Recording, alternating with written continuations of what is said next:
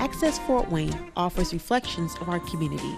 Production facilities provided by Access Fort Wayne are a service of the Allen County Public Library. The views and opinions expressed do not necessarily represent those of Access Fort Wayne, the Allen County Public Library, or any other supporting organizations. For more information about creating your own television program with Access Fort Wayne, call 421-1250.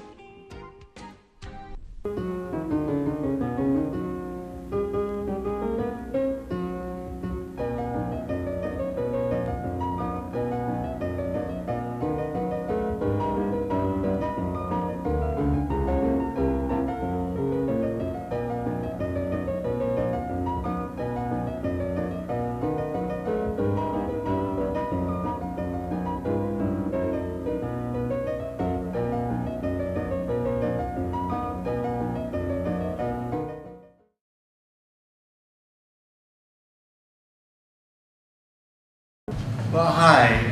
Welcome to this very unique show. Just in case you don't understand the concept here. April 4th, 1975, Win Moses was a city councilman. He was taking on I&M, big corporation. I was doing Theater for Ideas, and I called him and I said, Win, this sounds pretty interesting. Would you like to be on my show? He said yes.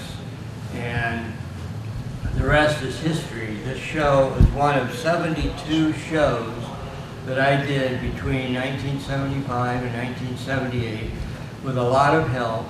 And they sat down in the library here, right beneath us practically, for 43 years. And I didn't even know they were down there until Win Moses called me last year and said, hey, you got that tape of that show we did? No, not that I know of. I really thought they didn't exist anymore. I don't remember giving them to the library. I don't know how that happened. But anyway, that got the shows back in my brain.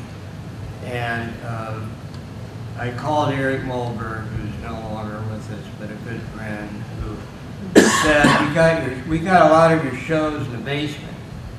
I had no idea what shows, but he took me down there about a year ago and opened the door, and for me, it was like Fort Knox. He opened that door, I looked on that wall, there were 72 black boxes, which were Theater for Ideas from 1975 to 1978. I mean, I cried. I was so emotional. No idea. So you can imagine the impact. So one of these is the one that Win and I did in 1975. So we're going to show that. These tapes were transferred by a company named George Blood in Philadelphia from the reel-to-reel, their reel-to-reel video. They look like the reel-to-reel audio, but their video, hardly anybody does that, because you can't play them. And now we can. So we got a grant from the Cable Fund Access Board to transfer all 72 of them. I asked for like 26. They gave me money to transfer all of them because they said this is our history. And after we show the tape, it's an hour, I'll tell you about what's on some of these shows. But anyway, this is Win Moses. Win, thank you. Fun to be here with you tonight. And so, this is called Corporate Power, How Much is Too Much? And these shows, just right quick, led to the creation directly of cable access TV, and we have Steve Fortriede here who can tell you more about that. But they all played on Citizens Cable in New Haven, and John Bonza got the franchise, and he made a big deal out of community programming. And so here's one that created public access with Win Moses, Corporate Power. Okay. Thank you. Thank you. Thank you. Thank you. Wow. Are you going to introduce some of these people? Or? Yeah, course, this is Win Moses. And Win, you survived Theater for Ideas in 1975, got elected mayor, and hopefully will survive this show tonight. I've watched this a couple times. It's been a while since. Yeah. But you know, for a 31-year-old guy stepping in, that wasn't bad. I mean, that was a long time ago. I'm glad I survived. Yeah. And we have Steve Fortriede. Steve was assistant manager of the library here, and he was instrumental in getting these shows off the ground in many ways, and also in getting public access in as a department of the Allen County Public Library. So we're really glad to have Steve here tonight. And all of you, thank you very much for coming tonight. And we're going to welcome your participation. First, we'll get a few comments from Win. Win, you not only survived the $5 million lawsuit, but you got some money from IM. Is that right? You want to hear, as Paul Harvey used to say, the other side of the story? It went on from there. I forgot how young I was when that all started and how much was taking place and what was yet to come. I will tell you at the beginning here, I want you to keep this in mind, the president of AEP and INM was a fellow named Donald C. Cook. Now, I'll come back to that in a minute, but I want you to know it was Donald C. Cook who orchestrated the lawsuit. And in fact, he stayed up on Christmas Day, it turned out, writing that for him out of New York. He was a pretty strong-willed individual, and wrote that, and they brought it to the House on December 26th, and we went then into court. And I won't tell you the long stories of it, but the Indiana, Michigan did not want it heard here in Fort Wayne. They decided there was too much support for stopping the rate increase. So they changed the venue, and we went up to Albion, Indiana. And a funny story is, I'd never been to Albion, Indiana. The courthouse is kind of like an old red brick building out of the 1880s, and I had to drive my attorney up, and it's expensive just to drive your attorney that hour. I mean, that's an hour you have to pay for. And so we go in, and there's a old elevator in the building, and right beside it is a great big picture of somebody that I knew I recognized. And as I'm thinking about who it is, and the elevator's going up, it finally dawns on me, that picture is of a former Nixon cabinet member by the name of Earl Butz. Now, I don't know if you remember Earl Butz, but Earl Butz got thrown off of Nixon's cabinet, and he had to work hard at that, and for inappropriate commentaries. Well, I'm a little nervous. I mean, I'm a 30-year-old, and you saw my hair is a little long in those days, too, sitting up in Albion, Indiana, in front of a judge that I don't know, on an issue that is kind of untested in thought. So in we go, and they deliberately expand the lawsuit. In other words, continue it, make me go up, make me talk about things. They brought in all kinds of experts on the true meaning of oil, words like that. They brought in some interesting characters, too. One of them was a guy named Schlesinger, who was the cousin of another one of Nixon's cabinet members, who was the, I think it was either the Interior or the Parks or so, to come and talk. Well, it went on for about a year and a half. That's a long time to be under a $5 million suit, and when you're not thinking about things, that comes back into the mind. And people would bring it up every day. So, but we went through a year and a half, fighting every step and winning every battle. And finally, I turned to my attorney and said, we just got to go for a summary judgment. Let's just see if they'll give this to us. I mean, this is a First Amendment type of speech. Anybody could write a letter to the editor, and you shouldn't be sued for it. And I could prove the facts that were as I knew them to be, and that I'd done everything properly. So we went for summary judgment. The judge immediately granted it and said, this is a First Amendment fact. He didn't say anything was untrue. He didn't say anything he didn't believe. He didn't say anything disparaging. This case is over. So after that, it ended. We're now at about, 77, right in that range.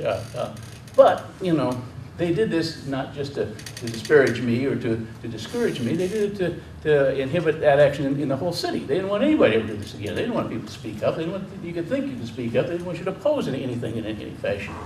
So I sued them back. And it was called for malicious prosecution. I mean, anybody can sue anybody, but if you're doing it for improper reasons, there's a law against that. It's called malicious prosecution. And so we went back into court. It drug on through the years. They postponed it, put it off. I had a delightful attorney. His name was John Huffman. Some of you may have known him. He was a friend of my father's, and he was the head of the Bar Association here in Fort Wayne. He was a very calm. He was good at compromises. He made things fit together. Well, I was a young man. I was not happy with this situation, and I wasn't looking for calm in my attorney. I was looking for Bobby Knight confrontation in my. I thought we ought to settle this. So there's finally. I'm now elected mayor. I mean, I go through this. It's in the middle of the campaign year, 1979. I run for mayor against Robert Armstrong. It's not an easy race in any fashion, but I win. So I go in, and they had postponed the case of malicious prosecution through that time period, and finally they venued it over to Columbia City. Well, I'm ready to go. I mean, I said to John Hoffman, my attorney, look, you don't have to present anything. You just put me on the stand.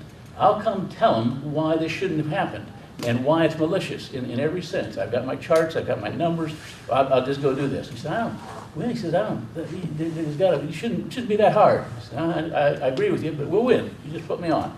As it gets closer, John calls me occasionally. He says, there ought to be ways to compromise this. And I said, John, I told you, this is not a compromisable situation. They intimidated the whole community. They did this to me. They got a rate increase out of it. They got millions and millions of dollars because nobody showed up, as you remember, at the 2nd of January hearing. I mean, it was high frustration in every sense.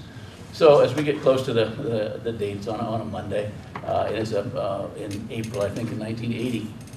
And I sat down and did my work Thursday and Friday. And John calls and says, well, when I need to talk to you about this some more. And I said, Mr. Attorney, I don't think we do.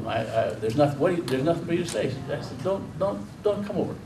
And he said, I'd like to come down to the office. And I said, no. And so Saturday, I'm working in the office, the mayor's office, and he calls and says, I think I need to come talk to you again. I said, John, I love you, but we're going. Just get me to Columbia City. I'll meet you there.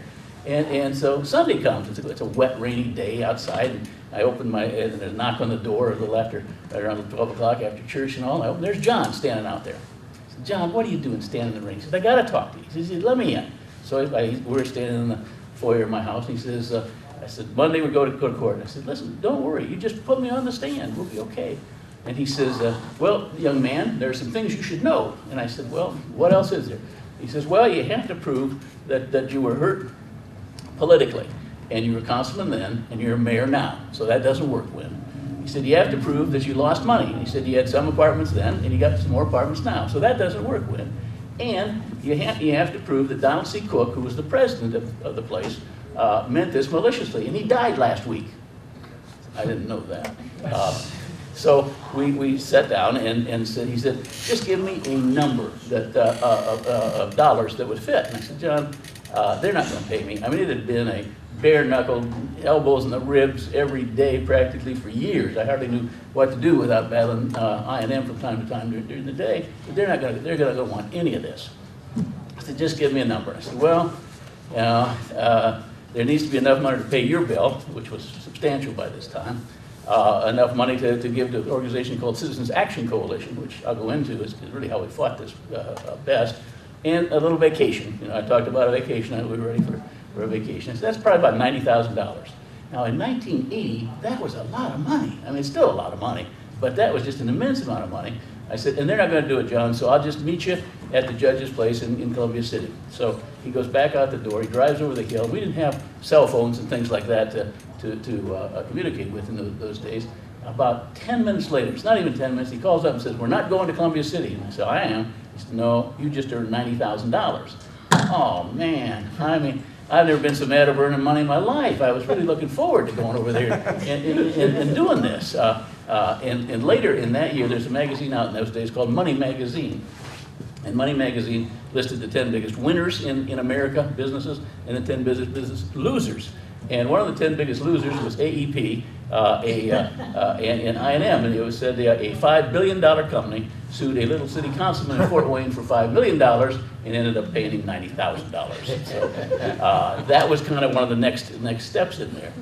The other one was, we talked to the lady asked, well, how do we fight these things? It was very hard internally. And particularly this was before I was mayor. After I was mayor, we set up a group to do it. But before that, we organized a thing called the Citizens Energy Coalition initially. And it then expanded to Citizens Action Coalition, taking in some others. and people went around and knocked on doors and said, hey, we're going down to fight the rate increases. You'd be amazed at the amount of people that would give $5, $10, $100, and down we'd go. And we hired great expert witnesses. The Public Consumers Counselor, the one that we were talking about in there, really appreciated on the general case our additions. And we would go in and fight not just I&M, we'd fight GT&E. I don't know if you remember the general telephone companies. And they used to have terrible battles. I mean, you couldn't, I won't go through all the deficiencies, but we had crowds of thousands sometimes when we fought them.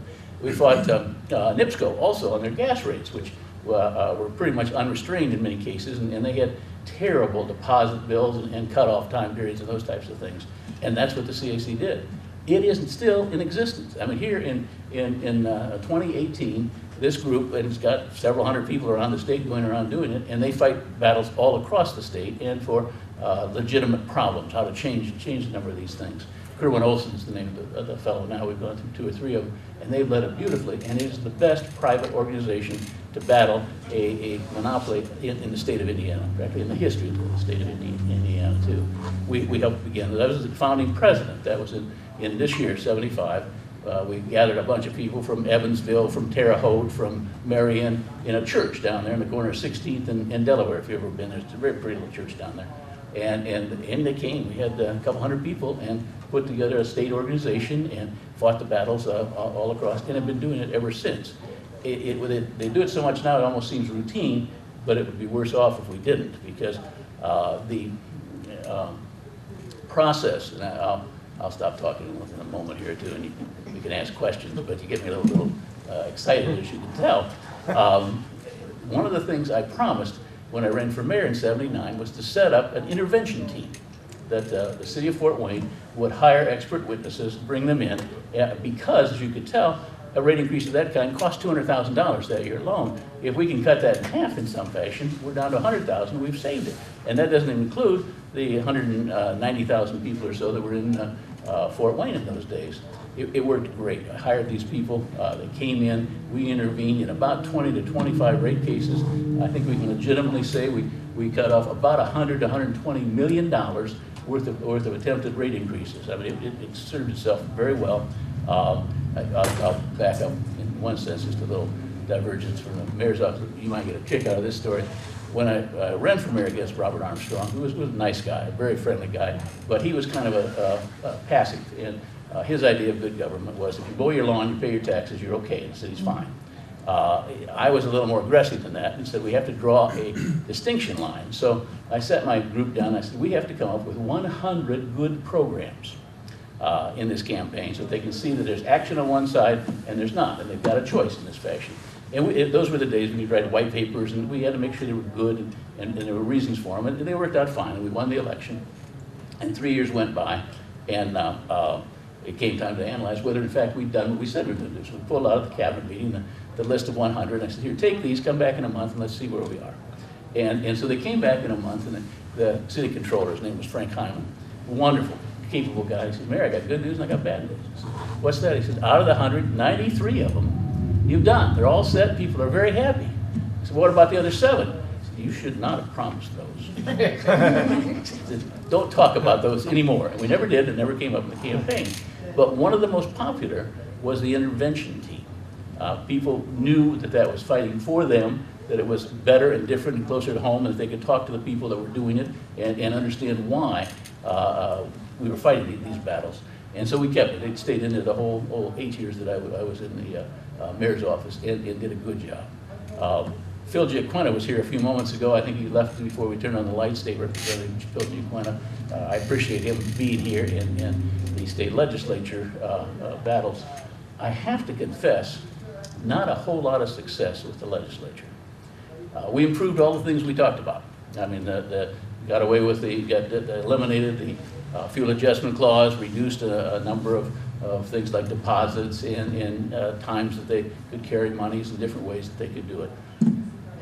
But they're very smart, the utilities, and they kept finding new ways to improve. And what they've done in the intervening time is not take away or increase the responsibility of the Public Service Commission, although they did expand it to 5. It's called the Indiana Utility Regulatory Commission now. But it did not give the utilities often what they wanted, or all that they wanted. I shouldn't say often, but all that they wanted. Well, they're smart, and what they did is they just walked across the street from the IURC's office in the Hyatt hotel office down there that you've probably seen, to the legislature. And they said, you know, gentlemen and ladies, and by the way, we used only men's pronouns, I noticed in that one. That's all changed. That's thank goodness, it's one of the better changes in the legislature than the rest. People think much more diverse and much more everybody than before too. And a number of the commissioners now are, in fact, have been women too. But since they didn't get all that, here's what they did. They went to the legislature and said, we really like you. You know, why don't you come out to a football game with me? And this basketball game is going to be great. I mean, Michael Jordan's going to be playing, and we can get you front row seats. And you know, you can look at some of the tapes of the games and see who's sitting on the front row, and it's often somebody that's pretty high up in the legislature. He said that let's just go have a good time. And it was fascinating to watch, because one of the things to pay attention to was their contribution levels. Utilities give a lot of money. They give more contributions than any other industry does, more than insurance. Gambling really isn't allowed to, but more than trucking and all the rest. They give the most. And it's because, as I mentioned there, they don't care what you think. You're not, and me, are not important to them in any fashion, because they're immune. If we go hold a hearing and we send out 26,000, that's fine, but all they have to do is go get the state representatives, state senators in those areas and say, hey, I know there's these things going on, but we can help you. I mean, here's this $1,000 contribution. And we're talking large numbers of these things. And so they begin to change the rules in the legislature. And instead of having a fuel adjustment clause, they have what's called an environmental increase. And what that allows is, if they have any expenses that go up, they get to automatically add them into our rate base as they go along. And at the end of 7 years, they have what's called kind of a true-up, thus we'll see. Well, the reason that's bad for us is that during that time period, things come down. I mean, for instance, all those bonds that we were talking about, those were 7, 8, 9, 10, 11, 12, 13% interest bonds. And they were receiving their rate base based on that percentage. Well, interest rates went down. You can get them for 2 and 3% now. Well, that big difference, they wouldn't come in for a rate case because they didn't want to change it. They got to keep the difference, but they'd refinance the bonds and have this money in between. So those things passed in the legislature, both Democrats and Republicans. I mean, it's not a partisan thing, and the reason it's not partisan so much, although I don't say this in a partisan sense, that many of my compatriots down there were more helpful than some of the others. The citizenry doesn't understand the complexity. I'm so delighted to see you people here. I mean, just to have you here to understand a little bit more, because your neighbors don't understand how utility rates are begun at all. I mean, they just think, I got to pay this, it went up, that's it. Somebody down there sent this message. Well, they do that on purpose. They don't want you to believe that you can influence these things. They don't want you to know how to do it. And when they go to the legislature doesn't come back and say, I'm going to hold a hearing or a town hall about utility rates. They talk about issues that are more common to people. So they have gotten away with a number of these increases of programs that allow more automatic rises in the amounts of money that they get. Want me to stop and we'll ask questions? I'll let you talk too. I got to thank Terry immensely for making this public and putting it together and having the endurance to bring people in to get this thing moving. And it's only been 43 years in between. Endurance is a good word. I want to show you, this was an article about Wind Show. The one you just saw was in the next day in the News Sentinel. Headline says, Win Moses claims I&M abuses. Corporate power. How much is too much? Is tonight's topic, and we have as our guest at Theater for Ideas a gentleman who is finding out the hard way how much is too much. I'd like to welcome City Councilman Winfield Moses to the program tonight. Welcome, Win. It's a rather unusual program in that we're only having one guest. Those of you who are familiar with theater know we usually have a panel. The reason we are not is that we invited other people to come, namely from Indiana, Michigan, and they declined. I guess they didn't like our panel member who's here this evening. So it's pretty much from Winfield Moses' point of view tonight. I think in beginning, a little story might illustrate this whole issue of power and the dependency we have on electricity. Last spring, about a year ago, I was going to the University of Illinois to give a talk, and I stopped along the road to get gasoline and asked the gentleman to fill up the tank, and he said, "Can't do it." I said, "Well, why not?" He turned to a dangling utility pole and said, "No more electric." Well, that seems to be the problem. When the utility pole dangles, the routine of our daily lives are certainly interrupted, if not stopped. So we could begin tonight by just asking how much is too much? So I want to ask Steve a question, then I want you guys, if you have any questions or comments, to feel free. But impact. Endurance is one impact. This article, what Wynn has achieved, getting sued, then counter-suing and winning is tremendous. It's David versus Goliath. Even though it was a city councilman, it's still David against I&M. Even a mayor's David against I&M. So thank you for your effort, and talk a little bit about how these shows came about. And I do want to tell you that this show and all 72 will eventually be on archive.org. Search Theater for Ideas, and this was one of the 5 pilot shows. The other one was Dancing with the Windfall Dancers, one on the Holocaust with the Jewish Temple. It's instrumental in putting that together. Program on violence, which unfortunately still plagues us, just as corporations plague us, called Political Crimes in the Media. And of all things, and I dare say I'm probably the only person in Fort Wayne who would do this, at Three Rivers Festival, on the landing in a tent, I did a show called Me Too, a discussion on rape. It was a reader's theater. So that's just an example. Those are the 5 pilot shows. Those are on archive.org. John Dickmeyer, standing back there, and I edited a 30-minute highlight show of that, which will also be on archive.org. So anyway, Steve, a little bit about the background and how all this came about, how I'm you having started. flashbacks here, so. Yeah, really. The library got into doing this early video in 1972.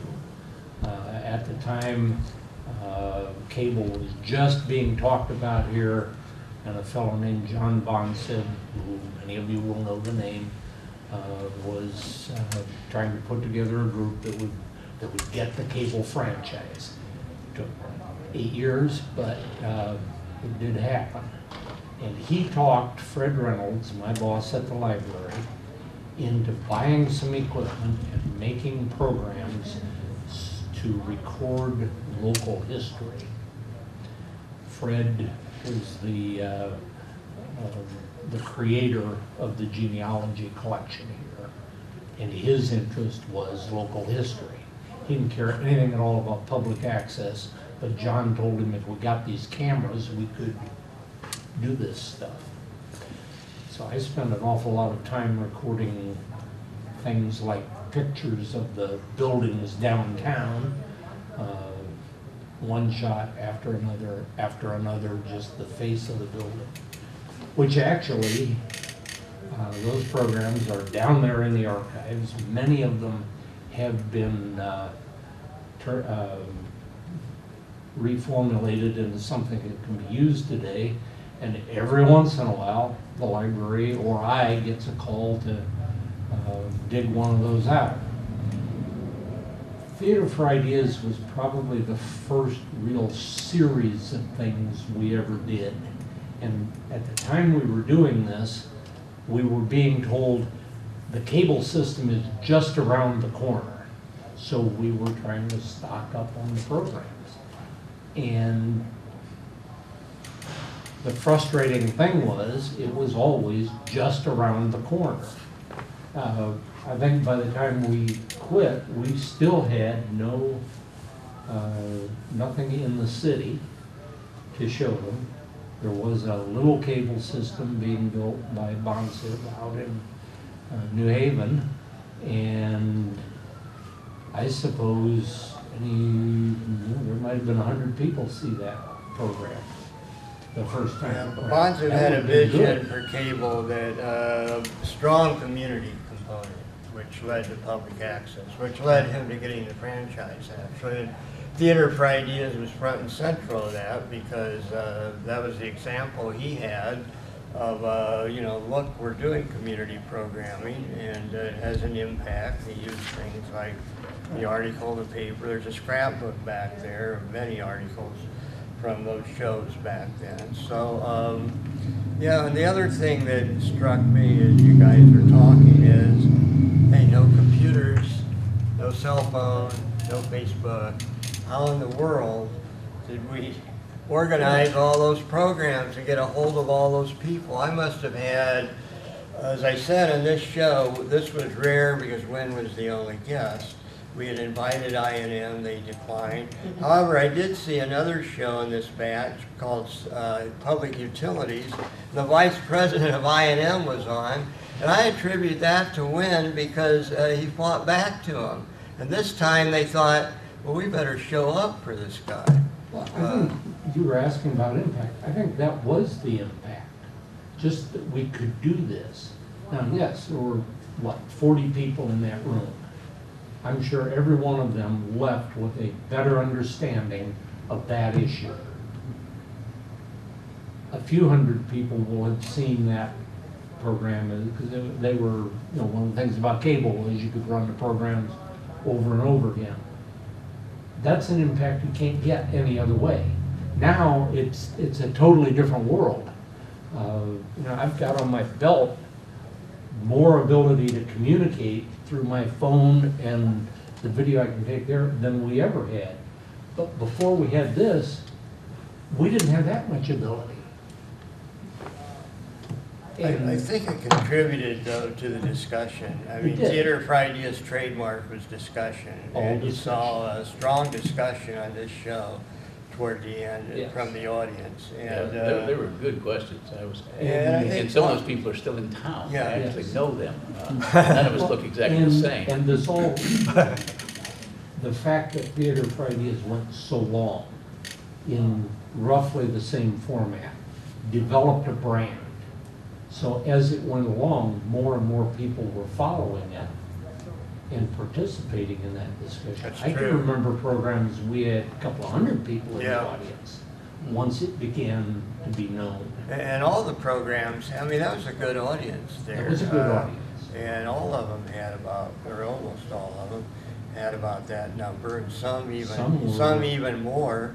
And two things. One, there wasn't Facebook to communicate. And Right. secondly, there wasn't too many other kinds of discussions or programs going on. Now there's tons of stuff. Well- So you're competing like probably all the time, but Theater for Ideas was rare at Yes. that time. The other discussion programs at that time on any kind of television were Ann Cologne's show, Becky Haxby's show.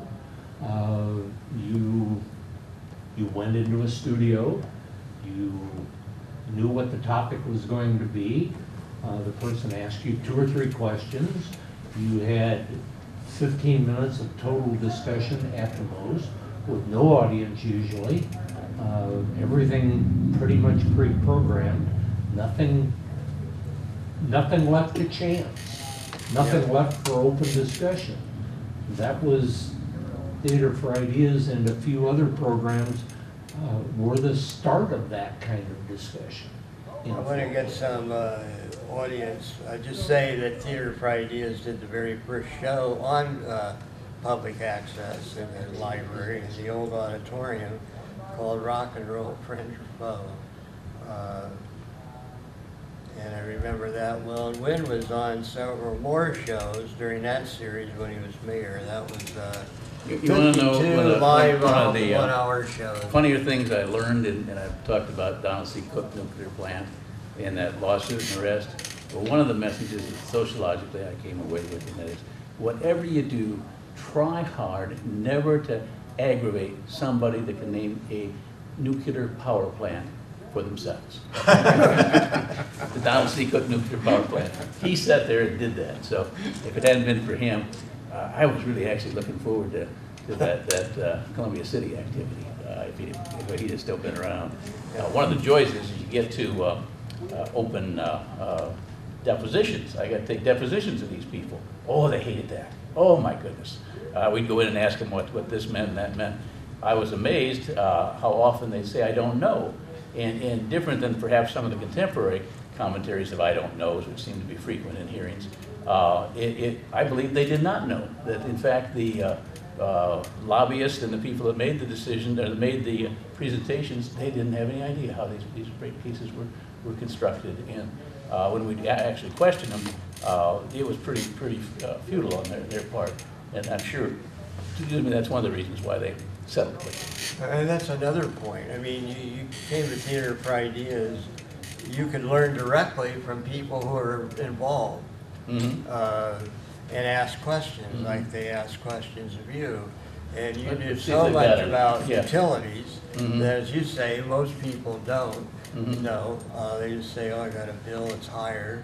Patty, you had a question? Yes, with the nuclear, is that still, is that going strong? Yes, Donald C. Cook nuclear plant has been refurbished. They received money they have about a 40-year lifespan as a general rule. They have refurbished it and added, I believe, another 20. That is included in our bills right now. If you look at it, you can even see that there's a Donald C. nuclear plant extension. After they are built and depreciated, so that all the expenses taken out, they are very cheap to run. I mean, the average cost of a kilowatt is about 11 or 12 cents per kilowatt. The average cost out of a nuclear power plant that's run for 40 years and still keep going is only about 2 or 3. So the longer that you can safely run those, the cheaper it is. Now, that leaves aside the questions of the disposal of nuclear, and some of those costs are not factored in yet, or they aren't finalized yet either, so that there are still debates in there. Working on that. Yeah, interestingly, the changes in technology are so good now that you can build wind power cheaper than you can build nuclear power.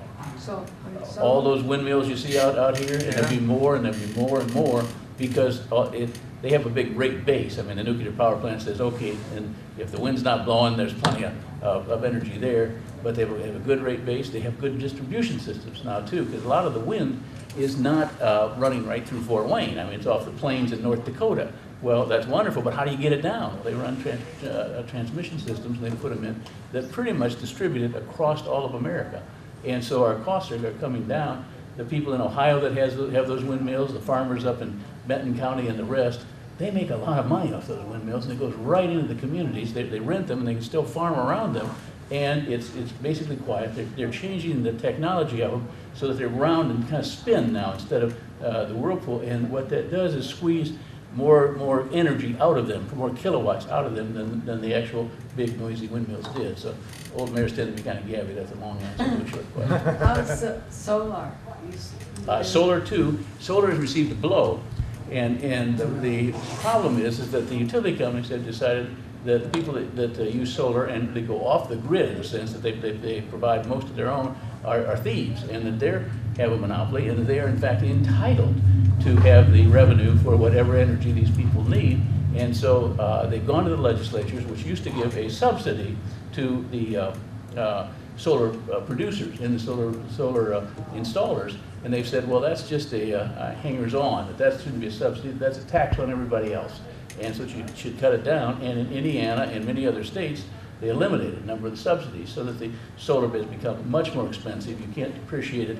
It takes 7, 8, 9 years to depreciate out the cost of solar to where you're compensated for the energy you're using and to get out ahead. That's now been lengthened. But the state of California, which is, boy, they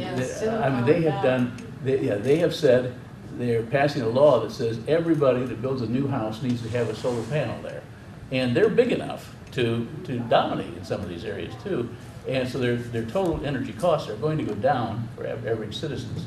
It's a good model, but keep in mind the utility company's sole goal is corporate profit. I mean, it's much different than than the political process where people are considered. This is how do we in fact get the monies out of the system at every squeeze. And so they're trying hard to keep people on the grid. I mean, if you live in Appalachia or one of those places and you want not to pay electricity, they're doing their best to make sure that even if you don't use it, just the fact that you could hook up, they get to charge you $10 a month or something. So that's the story. Thanks. Mm-hmm. Any other questions? Guess we're pretty smart. Explained everything very thoroughly. What about oil? Find the pipeline? The oil pipelines? Yeah. I can't answer too much, but I will say this. There's no shortage of oil now. With fracking and the rest, we have become energy independent. It's a miracle in the sense of technology. I thought we'd be taking oil from the Saudis and the rest for the entirety of my life. And in fact, the fracking has opened it up. The Canadian oils too pretty much make us independent. It changes the whole political dynamics of the Middle East and the rest because we don't have to buy from them, so we probably don't have to have as many warships protecting the water lanes and things like that. And it's much safer for us in case there ever is a big confrontation of any kind. The construction jobs on the pipeline that was so talked about, there are a bunch of those. I mean, there were about 1,000 or so, and it would be nice to have that in some respects. But the actual number of total jobs is only like 35. I mean, oil lines are not really economic generators. And the one that they ran down from Canada, that they want to run down from Canada through a number of places they probably shouldn't. Keystone or something like that. Yeah, there's a lot of environmental destruction. There's a terrible amount in that process. Health and, factors, lots of negative on it. And none of it was going to be used in America. They're taking it down to New Orleans and shipping it out to other places. So the economy, that's not a solution to an economic problem in the long case. We're quite a ways away from the legislature and utilities. I will tell you one funny story. I went to the legislature after I left the mayor's office. And it was down there for 20 years. And I went in on the first year and I asked the speaker, they asked, where would you like to be, what committees? And I said, well, I have the budget committees. I'm used to making up budgets, the Ways and Means, but I'd really like to do the utilities committees. I mean, I understand what's going on there. And he said, okay, I understand what you're talking about. And people come and go in and out of the speaker's office, and about 2 weeks later, the list comes out, and I'm not on the utilities committee. And the speaker doesn't really want to talk to me about it. I mean, it's kind of clear. So I went to some of his friends and close associates and say, you know, I mean, I'm not unhappy. Most of my career was spent on the Ways and Means, the money. I said, but I didn't get that at all. I said, well, when the problem was that they weren't sure how you would react, and both Democrats and Republicans and lobbyists came in. They weren't real sure what you do with the utilities when you're on there. I said, no, that's not the problem. The problem is they know exactly what I'd do if I was on there. And I didn't even get to go to a Commerce Committee hearing for 14 years. I mean, they didn't want any part. I still was able to put in bills and second hearings, second readings, and coming from the Senate and all the tricks and the motions that you can make. And so it wasn't impossible. But an interesting thing happened. That is, after 14 years, the speaker has now gotten Pat Power. And Pat had some problems. I don't know what all of them were, but he needed for me he needed to change some of the Ways and Means Committee. And what would induce you when to do that? Chairman of Utilities. And there's this long, I mean, this must have been a bad problem. I don't know what it was, but it was a bad problem. And so I said, okay. I said, I'll make you, I'll do that. He said, it's some choices. And I said, okay, that's great. And about 2 weeks later, they make these announcements, and I'm in Indianapolis, and I'm out having lunch, and I get a phone call from a lobbyist friend who says, hey, I'm over here in the rotunda. They've just announced the chairmanships and things, and we were in the majority. It was an important position. He says, and they've just all seen that you are now the chairman of the Utility Committee, Commerce and Utility. I said, how are they reacting to that? He said, it's really scary, Win. He said, most of these people look like they need to go into the bathroom right now. I said, oh, it's not that bad. And so then I served for 2 years as the chairman of the Commerce and Utility Committee. the longest damn 2 years I've ever spent in my life. The problems they have are purposely complex. For instance, they wanted to build a environmental clean coal facility in Terre Haute. This is going to burn coal and it's going to be clean. Don't ever let them kid you. I mean, there's no such thing. It's an oxymoron. It's not there. But what they originally do is they kind of treat it and they run carbon dioxide past it and kind of take off some of the impurities there. But what they don't tell you, I mean, that sounds like, well, maybe that's all right. They put it in the ground. You know what fracking is? Have you ever heard about fracking where they dig down? And the way they get that out is they just pour this stuff in and they force the oil or the gas out. Well, what they wanted to do with this is they had this big CO2, carbon dioxide, that they had to dispose of. So they wanted to put it down in the ground in the caves there. And this was around Terre Haute. It's over by Terre Haute, which happens to be on, and it took a little discovery to figure these things out, on a range that is one of these earthquake ranges. Fault, yes, fault's the best word. Yeah. And it was on this long fault that goes all the way down, and it might edge around a little bit, but the southern tip of it is where in 1811 that giant earthquake occurred that rang the bells in Boston and turned the Mississippi River going north instead of south. And it's a little delicate. So I said to them, you can't do this. And they said, oh yeah, we've had a geologist look at it. And I said, there are already earthquakes here. And if you follow Oklahoma or the rest where they had a lot of fracking, they went from a few earthquakes to just hundreds of earthquakes. Little ones, not necessarily big ones, but they changed the tectonics down below. And I said, you want us to pass in Indiana something that's likely to cause earthquakes on a process that may or may not end up clean? Well, that's what they wanted. Yeah, they said yes, that was it. It's hard to reason with those situations. They did not. In fact, when we got done, they had to just drop the whole thing. It's called Edwardsport over there. And you get me a little wound up, but they came in with saying to the legislature, this is going to cost about $1.2 billion, $1.3 billion. Well, down there, that's okay. I mean, there are a lot of things that are around $1 billion. And, by the time the session ends, they're at $1.5 billion. And by the next time we come back in the next session, they're at $1.8 billion or $1.9 billion when they finally put something in. And I won't go through each of the iterations of their numbers, but they ended up at $3.5 billion, which they want in the rate base cases. And we made sure the law was very firm that you can't charge customers like you and me until it's used and useful. Those are very important words down there, used and useful, not when they're trying to figure it out. And they kept saying we want it in. So we held some hearings and said, well, you're putting this in, what do you expect to have? Well, it turns out they were building this on the fly. There was no real engineers that said this is certain to work or this is what we've done, we've passed, and they kept messing it up. It didn't work, and so they kept adding things to it. And so we didn't even know what the costs were going to be, and finally there were legal cases, there were indictments and things wandering around, and they just had to close it down. I got to tell you, that was a long 2 years. That was just one of the many cases. One of the funny ones is I've never heard of coal seam gas. Coal seam gas is in the coal mines. If you go down there far enough, in between the seams that are of coal of different colors, produce a gas. In fact, during World War II, South Africa had all this coal. That's how they ran their system. They'd sell it. It's very profitable. And a lot of it's down in southern Indiana. And I get one of the utility lobbyists comes and says, hey, we have a problem with coal seam gas. I'm sorry, I'm from northern Indiana. I've never heard of coal seam gas. It's just a couple farmers that are mad at each other down there. And I said, well, what are they mad about? And he says, well, they just don't act too well. And I said, well, let me look up what coal seam is. So I spent some time talking about coal seam. It's a legitimate energy. It's a little more expensive than most of them, but you wouldn't use it. And I said, why do we need to correct anything? He said, well, they're just not getting along.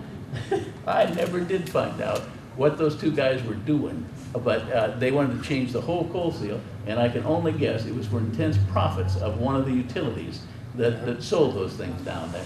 And to this day, I've asked, and they just won't tell me. That's what you work with as a chairman of an energy committee. There are just so many unknowns in that field. Howard, you had a question? Yeah, looking forward to how we deal with these monopoly corporations. Do you see any opportunity ahead for breaking I&M apart into different, like a distribution company and energy companies, and so that they're less destructive? And well, here's what I did after I left the legislature. I wanted to see how the selection process worked for the 5 commissioners that we were talking about. And so I asked to be put on the IURC nominating committee. And there are 7 members on the nominating committee, 4 of them appointed by the governor, 3 of them appointed by the governor, and the other 4 one at a time by the heads of the House caucuses, Democrats and Republicans in the House and the Senate. And this committee then holds hearings when an opening appears, and they bring in all the people that want to be commissioners. They then send 3 over. Well, I thought, if we can get some really good commissioners in here, that's going to go a long way to improving it. I mean, that'd be structurally different, but some of those, as you heard about in those days, were pretty political only individuals.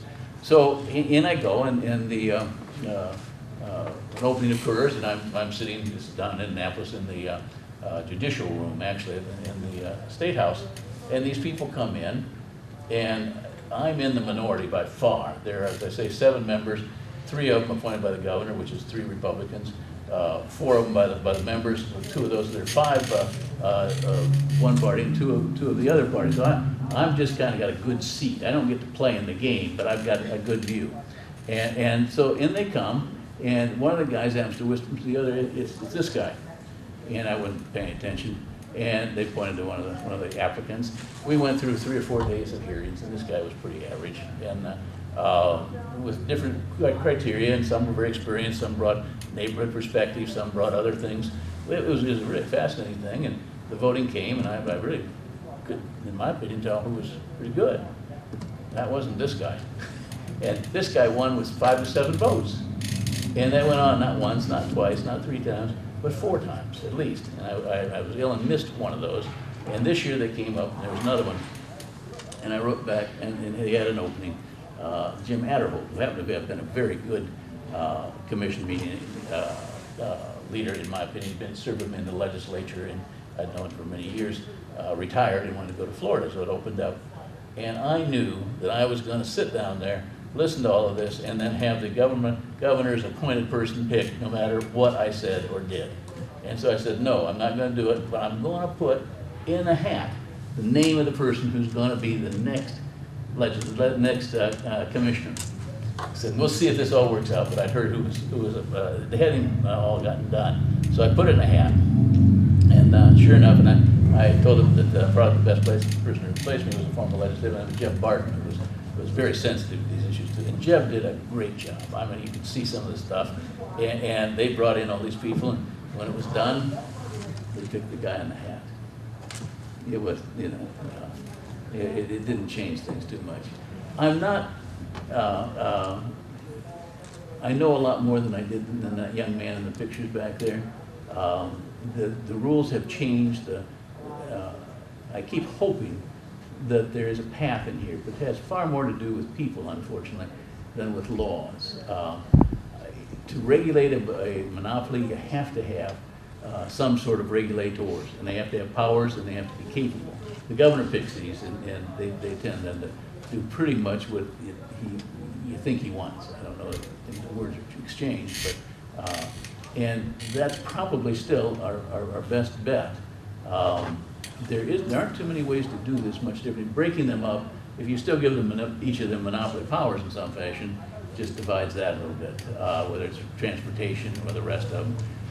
And I don't think we'd be able to get through the legislature. The legislature is very protective of utilities, and rightly so. Utilities are important for economic development, for infrastructure, and all the rest of them. And they're also seem to be quite enjoyable for basketball games and dinners and things like that. So, but nobody goes to the legislature and say, what did you vote for? The best way to deal with this is to go to every legislator, House and Senate, and say, what are you going to do in this? And there's elections coming up this year where all of the House and half of the Senate, and say, how are you going to help? And there are ways of changing the ways that the rates go. I mean, there were some of these that they just wanted, in one instance, to change the timing of when monies were arranged, and that was $80 million extra for us in Indiana. You don't know about that. I mean, other than the legislatures hardly understand it. It unfortunately is probably people. So I'm not as optimistic as the young man that you saw back there.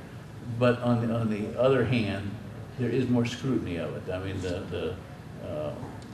computers and things that Terry were talking about, they're there. I mean, people can get information. It's not such a high priority now, but if interest rates or inflation accelerates, a lot more people than the 20 of us in this room will suddenly get excited because it will go right up. Are you retired now? I am pretty much retired. I do, by retired, it means to me, I do a lot more of the things I like to do than things I have to do. But I still run businesses. I serve on the redevelopment commission. I do other club activities and things like that. And then I rest. And I thoroughly enjoy it. I try to give information to people that are looking for it, and that's helpful too. But it's a whole new generation. I mean, young men that are the age of and women, but the age of the people there, it's up to them now. The millennials and the X's and those types of things have to do a lot more and have to be involved a lot more. But I find they don't doesn't catch their attention in most cases until somebody buys a house or has a kid. At that point, the world changes, and they begin to pay a lot more attention to taxes and utility bills and the rest. So I suspect that will show up. Yes. Do you think, now, as I watched that again from 40 years ago, I got all upset about it again, right? Just hearing it, and it was a long time ago, but it's the same thing now. Now, we do a program like that, we got the potential for a huge audience with multiple sources of ways to get that information out. You need to do this one again, Terry. Yeah. You need to start over again. Start over. Because Yeah, bring in a bunch of legislators, probably because, by the way, they're the ones that are most likely to affect it, of both parties. Sit them, in, 4 or 5 of them up here, and start asking them questions such as you're talking about. Right. Or elect good people that are candidates that want to talk about those things too. and then make sure that a lot of people get the opportunity to see it. The few times that I've actually participated in something where we were trying to influence this kind of thing, it always seemed that the more people we had writing the letters, sitting in the outer office, whatever, the more impact we had. Exactly. That's why I held up this article. I mean, you can't. This is impact. We took one in '95. We took it all the way to the U.S. Supreme Court and won. Yeah, basically on an issue that would have prevented that program being shown. Wow, yeah. There was a piece in the '95 Cable Act that would have made the cable operator responsible. I remember that. Yeah, I remember that. Right. So instead of suing you, they'd have sued John Bonset. You think that program would have run in the face of a $5 million lawsuit? Not a chance. I was kind of hoping they'd sue the Journal Gazette instead of me for a while there. Yeah. Oh, I just wanted to mention that I work for Tom Lewandowski at the Workers Project, and this issue reminds me of, I don't know that much about labor organizing, so I've been following Tom around for a couple of years, writing down everything he says, and one of the things that we're working on is, especially since the power of unions and labor has diminished over time, we're talking about a different kind of collective bargaining where we bargain as a community. So, for example, the Economic Development Accountability Project that they did a few years ago where they bargained with the city essentially for more accountability for the way that the tax abatements were working and that sort of thing. Yeah, he did a good job on tax abatements. He really so we're looking for more ways that we can, as a community, as taxpayers, hold collectively bargain instead of as a union just with an employer. How we can bargain as a community with corporations and with the government and that sort of thing. And so that's the hope that I see about organizing the community to do things like Citizens Action Coalition does on behalf of all of us with the utility company. So there's a conference coming up. I brought some flyers along for, we're trying to create a network of community-based organizers around the whole Midwest region. It's June 9th, and I have flyers and registration forms if anybody's interested. Anything else before we wrap up? You know, I think the question on the 1975 show is that Rena, you said? The lady that talked? Oh, Rena's- one of the ladies who Yeah. a questionnaire is. When she asked a question, then another, Yeah. and then another. They were all good, and Yep. the last one, she said, how did this happen? Mhm. 10, 20, 30 years ago. This was 1975. I would say it's worse. Corporations run our lives. You know, take healthcare, drug companies. They kill people with crappy drugs. They have no accountability and nobody restraining them, basically. And they make so much money that they can pay people off. And that, I think, is the problem with legislatures and so forth. They get paid off. I mean, and it's very difficult to withstand that. And oil companies that Wynn mentioned, we're so beholden to all these corporations for a country that says we're a democracy.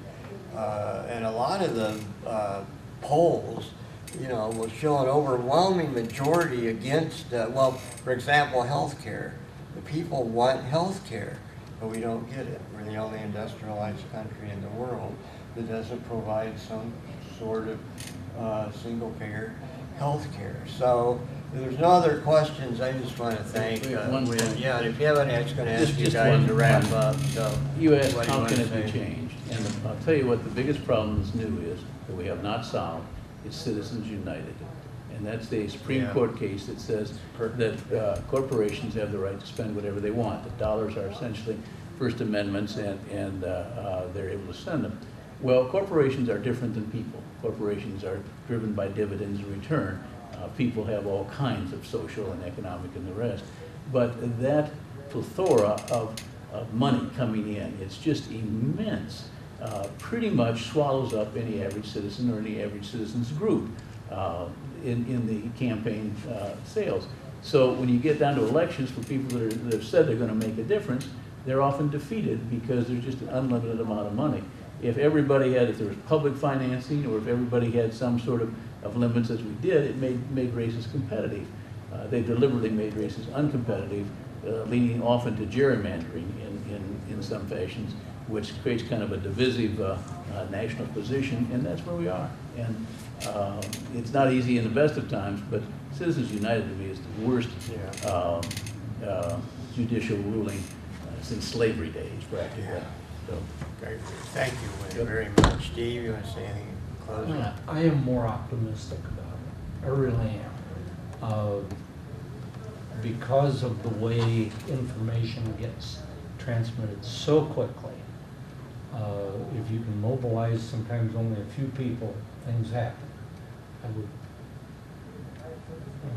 enforce, I was saying 2 words, Harvey Weinstein.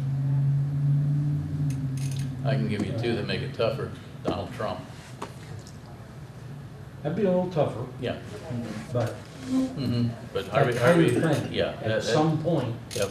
there's a tipping point, and it's real easy to get to that tipping Mhm. point now. The Arab Spring was basically organized on cell phones, Yeah. you know? It Yeah. didn't last, but it was sure a start. It's an easy Well, organizing tool. You're absolutely right. Just closing, you know, you said a few people, that's the key. I mean, when, for example, when you were taking on I&M, there wasn't a whole lot of people in your corner. I mean, you were the one getting sued, nobody else, and you prevailed. And that's what's important, and thinking that, I ended up with a lot of help. I know you did, but I mean, still, you were the one that got sued. They only Yeah. sued one person, Winfield Moses, that's my point. And then you got help, and you probably had help before that, but the point is that you stand up, you make a difference, and when Moses made a difference, Steve Fortriede made a difference, we wouldn't be sitting here showing these programs without what Steve did, and all of you guys made a difference by coming tonight, and I know a lot of you are activists, Jane, Howard, Bob, John, I don't know. I don't want to mention, I just mention names because I know you, all of you. So thank you very much. I want to say you mentioned Tom. Tom was one of the key players in the folk school when I started at Tom Lewandowski. You hand me that flyer right there, yeah. I'll just hold up in closing, mention the folk school. We will be having a program on the folk school June 24th at IPFW, sponsored by Educational Studies and Women's Studies. The folk school lasted 2 years. So anyway, and then Bob Hunter, thank you Bob, Bob's on camera. He made a wonderful documentary about me, and that's not easy to make a wonderful documentary about me. Took 4 years. So anyway, this is it, Portrait of a Pioneer, June 11th, and then we have River Drums, June 20th. I don't know, I didn't hold it up by the camera. We have River Drums, June 23rd. So thank you very much. Thank you, Steve and Wynn. Thank wow, you. Such a pleasure. My pleasure. See you Steve? again. Good to meet you. Thanks, Bob.